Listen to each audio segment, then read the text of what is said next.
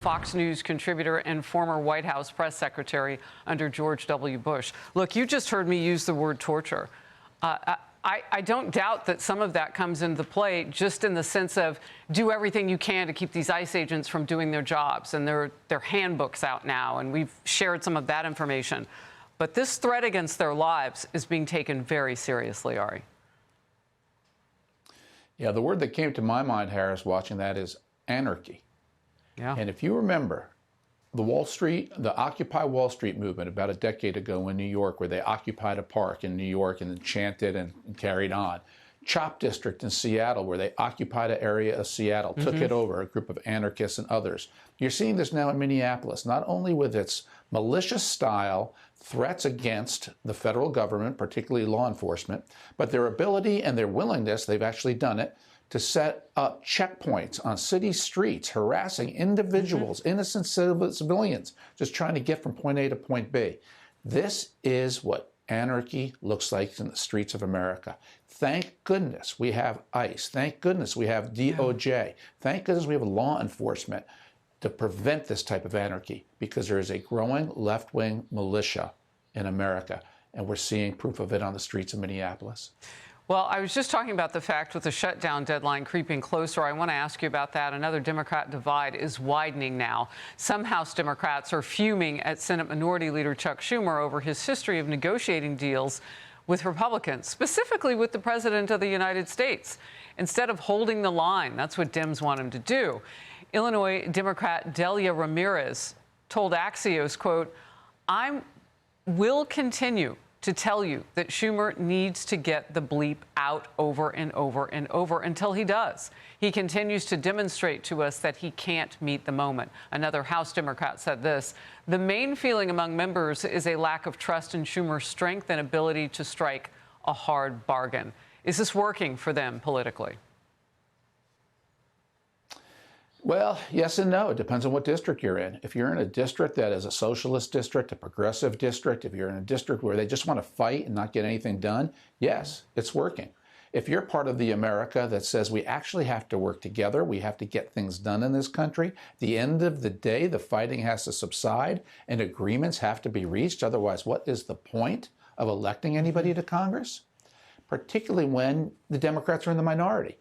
So the party is split on whether you just scream and do anything you can to stop Donald Trump that's undefined because they don't have the power to stop Donald Trump, or do you actually get something done like keep the government open? That's the split in the Democrat Party today. Well, look, what would you advise at this point in terms of messaging out of the White House? That used to be your job, press secretary. I mean, it seems like Republicans just after 100% stick together. And in the end, they were almost 2 votes shy of this last round. And then you had a Republican jump on board. You still had Massey stay out. In terms of the pending shutdown of the Department of Homeland Security, the case I would make from the White House is what we're seeing is the Democrats are fundamentally anti-law enforcement.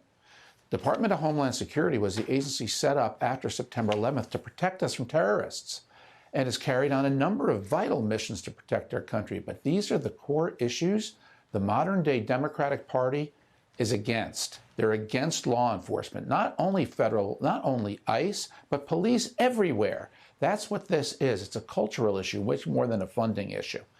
And that's the case I'd make from the White House, because that's going to make a lot of Democrats uncomfortable because they know it's true and they don't want to be on the wrong side of law and order. All right, let's get to a name we hadn't said in a while until now. Brutal mockery for former Vice President Kamala Harris after that rebranding of her campaign website went up.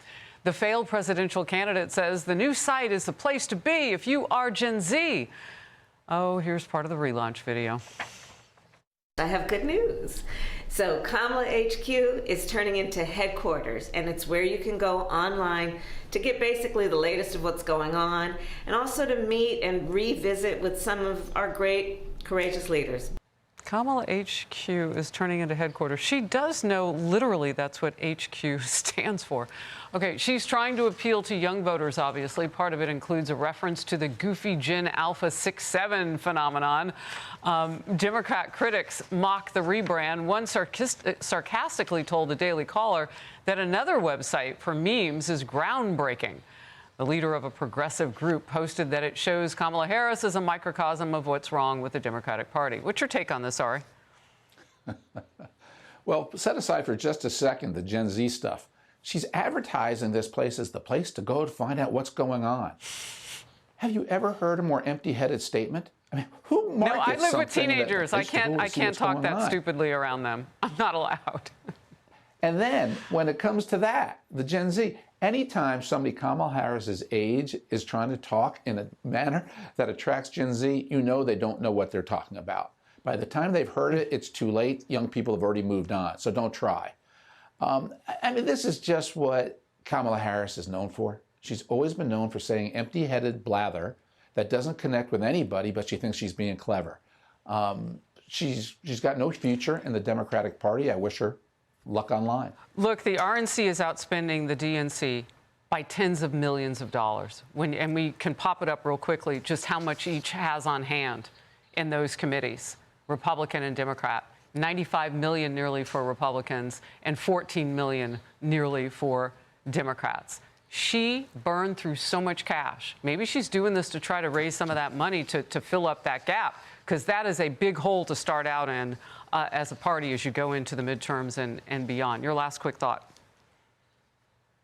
Yeah, just in terms of that bigger picture here, is it really doesn't matter what the difference is between the RNC and the DNC. Candidates raise their own money these days.